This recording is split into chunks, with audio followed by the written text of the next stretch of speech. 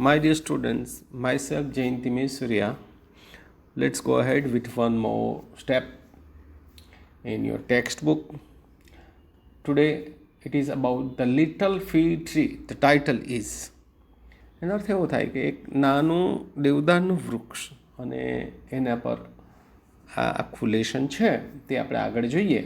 તો settee the magician was returning home when all of a sudden it began to rain. એક જાદુગરની વાત છે કે જે જાદુગર એના ઘરે આવી રહ્યો હતો, પાછો ફરી રહ્યો હતો, અને એ સમય દરમિયાન અચાનક જ શું થયું, ઓલ ઓફ એ સડન એટલે અચાનક ઇટ બિગેન ટુ રેઇન, વરસાદ શરૂ થઈ ગયો. તો વરસાદ શરૂ થઈ જાય તો શું કરે, માણસ ભીંજાઈ જાય. તો એણે શું કર્યું તે જોયું. ઇટ રેઇન્ડ હેવીલી, અને બહુ ભારે વરસાદ પડવાનું શરૂ થઈ ગયું. તો Setty looked around for shelter and saw a pretty little fig tree. તો એ જે જાદુગર હતો ને એનું નામ સેટી, જે શું જોયું, એણે આજુબાજુ જોયું કે ભાઈ આપણે ક્યાં આશરો લઈએ, એમ ભીંજાઈ જાય એના કરતાં કશે એમ ઊભા રહીએ. તો એણે શું જોયું, એક પ્રેટી લિટલ ફી ટ્રી, એણે એક નાનું ઝાડ જોયું. કયું? ફીરનું, એટલે દેવદારનું વૃક્ષ જોયું. એને નજરમાં પડ્યું એટલે હી રેન ટુવર્ડ્સ ઇટ, અને એ ત્યાં આશરો માટે ત્યાં દોડતો પહોંચી ગયો at it as fast as he could. હવે વરસાદ પડતો હોય તો કાંઈ આપણે કંઈ ઊભા થોડા ગયા, જેટલું શક્ય એટલું જલ્દી એ ત્યાં દેવદારના વૃક્ષની પાસે પહોંચી ગયો અને ત્યાં ઊભો રહી ગયો. સૂન ધ રેઇન સ્ટોપ, અને થોડી વાર થઈ અને એટલે વરસાદ પણ પાછો બંધ થઈ ગયો. હવે સેટી વોઝ હેપી, એટલે પેલો જે જાદુગર હતો ને સેટી, તે ખુશ થઈ ગયો. ચાલો ભાઈ, હવે વરસાદ બંધ થયો, so it is good enough, એવું માને છે. That he did not get wet, એ ભીંજાઈ નહીં ગયો. વરસાદ પડે તો માણસ ભીંજાઈ જાય, એને બદલે એ પેલા વૃક્ષની નીચે ઊભો રહ્યો એટલે એ ભીંજાયો નહીં. એટલે એણે શું કર્યું, thank you, you have been kind to me. એણે પેલા વૃક્ષનો આભાર માનવા લાગ્યો કે આભાર એમ કે તારા લીધે મેં ભીંજાયો નહીં, અને મને સારું થયું, મને સુકૂર, મારો શરીર પર વરસાદ નહીં પડ્યો, બચી ગયો તું. આઈ would like to reward you, એટલે મારે તને કંઈક આપવું છે એમ કે એના બદલામાં. આઈ would like to reward you. Ask for 4 wishes and I will grant them. બોલ, તારી 4 ઈચ્છા હોય તે પૂરી કરીએ, તું 4 વસ્તુ માન. જે રીતના આપણે રામાયણમાં આપણે પેલે કદાચ એ સ્ટોરી આપણે અહીંયા યોગ્ય લાગે છે. રામના પિતાજી જે યુદ્ધ કરવા ગયેલા એની રાણી સાથે, કઈ રાણી? કઈ સાથે. તો રાજા દશરથે એ યુદ્ધમાં છે ને, રાણી કૈકેયીએ એમને યુદ્ધ જીતાડવામાં બહુ મહત્ત્વની ભાગ ભજવેલો એ યુદ્ધમાં કોઈ. તો પછી રાજા દશરથે એને કહેલું કે તું મારી પાસે વરદાન માંગ, હું તારાથી બહુ ખુશ થઈ ગયેલો છે, હું ખુશ છું તારાથી. તો ત્યારે એણે એના જેવું જ કંઈક અહીંયા મળતું આવે છે આ, કે પેલો જે સેટી છે ને, કે પેલા વૃક્ષના નીચે ઊભો રહ્યો એટલે પેલા વરસાદથી બચી ગયો. એટલે વરસાદને પેલા વૃક્ષને એણે ખુશ થઈ ગયો ને એમ કહ્યું કે ચાલ તું મને તારી 4 ઈચ્છા બતાવ કે જેથી તને હું એ કંઈક આપું એમ કે. તો I would like to reward you, ask for 4 wishes and I will grant them. હું તને તારી ઈચ્છાઓ પૂરી કરીશ એમ. હવે એક તરફ આ જાદુગરે આવું કહ્યું અને બીજી તરફ જુઓ થોડો વિરોધાભાસ. કેવો વિરોધાભાસ? The sad fig tree had leaves like needles and no birds ever made a nest on it. એક બાજુ સેટીને એ જે જાદુગર હતો તેને આશરો મળ્યો એટલે એને વરસાદથી બચી ગયો, પણ નિરાશાજનક બાબત એ હતી કે ભાઈ એ વૃક્ષના જે પાંદડા છે ને એ સોય જેવા આમ તીક્ષ્ણ હતા. તો એવી પરિસ્થિતિમાં એ વૃક્ષની ઉપર કોઈ પણ પક્ષી એનો માળો નહીં બાંધતા હતા એમ કે. So it said, I wish I had green leaves like my other friends. તો એ વૃક્ષે પહેલાં જાદુગરને પૂછ્યું કે ભાઈ મને એવી ઈચ્છા છે કે ભાઈ મારા જે પાંદડા હોય ને એકદમ લીલા હોય, એમ લીલાછમ હોય. જે રીતના મારા બધા મિત્રો છે, બીજા બધા વૃક્ષો છે, એના પણ પાંદડા લીલા હોય છે ને. નોર્મલી આપણે જોઈએ છે કે કોઈ પણ વૃક્ષના, તો એ એવી ઈચ્છા વ્યક્ત કરે છે. તો શું થાય છે તે જુઓ. નેક્સ્ટ મોર્નિંગ એટલે બીજી સવારે શું થાય? Its wish was granted. એની ઈચ્છા મંજૂર થઈ, પૂરી થઈ, એટલે પૂર્ણ થઈ. Soon a goat came along and ate all the green leaves.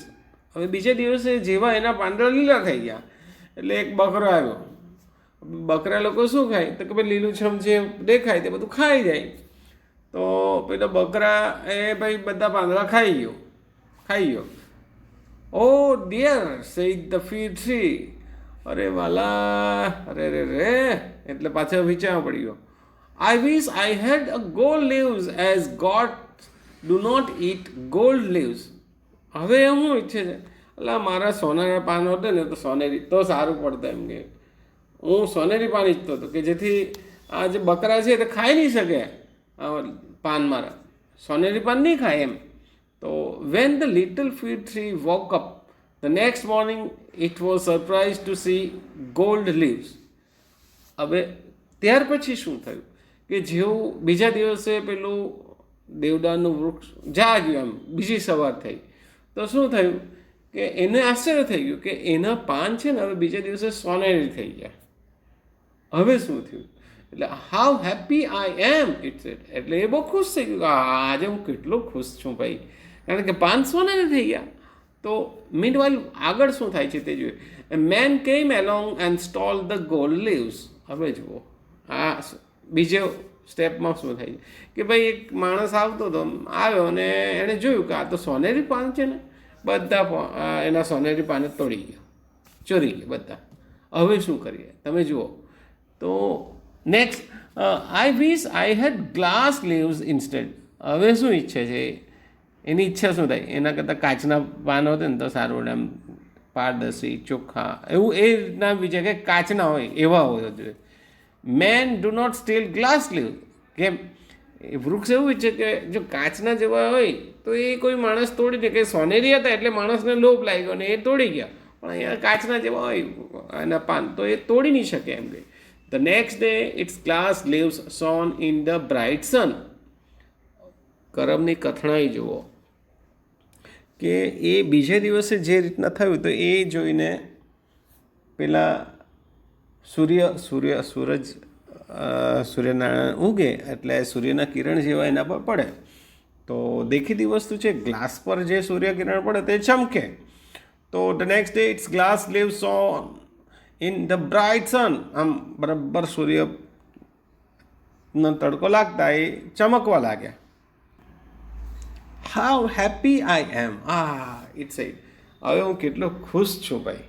હવે આજે સોનેરીની જગ્યાએ હવે કાચના પાન થયા તો એના ખુશ થઈ ગયો, કારણ કે એ ચમકવા લાગ્યા. At night the wind blew all the glass leaves broke. હવે પછીની નાઇટમાં બીજા દિવસે શું થયું કે રાત પડી તો એક વાવાઝોડું આવ્યું. હવે વાવાઝોડું આવે તો શું થાય તો કે ભાઈ બધા પાન ખરી ગયા, ઝાડ પરથી તૂટી ગયા. હવે આ ઝાડ પરથી બધા પાન ખરી ગયા એટલે ઝાડ કેવું દેખાય? એકદમ ખરાબ, કંઈ જ નહીં મળે. તો ફરી પાછા પેલા વૃક્ષનું દુઃખ થાય. ઓ dear said the fig tree. અરે રે, પાછું શું થયું? એટલે પેલું જે દેવદારનું વૃક્ષ હતું એને ફરી પાછું એને દુઃખ થયું. I like my old needle like leaves best, for goats do not eat them. No man can steal them. The wind will do them no harm. એટલે હવે એને ખબર પડી કે એના કરતાં તો મારા જે પેલા જે પાન હતા ને, મૂળ જે ચિંધા તીક્ષ્ણ, તે જ પાન સારા હતા એમ કે શ્રેષ્ઠ. કેમ? તો કે એ પાન કોઈ બકરા ખાઈ નહીં શકતા હતા, કે કોઈ માણસ એ ચોરી નહીં શકતું હતું, કે કોઈ ગમે તેવો પવન વાવાઝોડું આવે તો એને નુકસાન નહીં કરી શકતું હતું. તો here we can say that the fig tree realises that its origin identity is better. તો અહીંયા આપણને એ સમજવા મળે છે કે આપણે કોઈની નકલ નહીં કરવી જોઈએ, અથવા એવું નહીં કરવું જોઈએ કે આપણે આ છે, આ જેવો દેખાવ છે આપણો, જે ભગવાને સર્જેલો છે તે જ યોગ્ય હોય છે. The tree went to sleep. હવે ફરી પાછું વૃક્ષ ઊંઘી ગયો, રાત પડે એટલે ઊંઘી એમ. When it woke up the next morning, it had all its needles back again. એટલે શું થયું કે ફરી પાછું એના જે તીક્ષ્ણ પાન હતા તે ઉગી ગયા પાછા, અને જે એને જરૂરી હતું, it had all its needle back again, તે જ પાછું આવી ગયું. Oh, I never was so happy, said the little fig tree. એટલે હવે એવું કહે છે કે આનાથી વધારે મને કોઈ દિવસ એટલો આનંદ નહીં આવતો હતો, કારણ કે ફરી પાછા એને જે મૂળ સ્વરૂપ હતું તેને મળી ગયું. So my dear friends, it seems to me that we should not get envy or do copy paste of others, that I want to be this, or I want to be that, or I want to look like this or that, because the creature of God or the nature is always the best, and we should accept it either we should accept it anyway. Thanks a lot.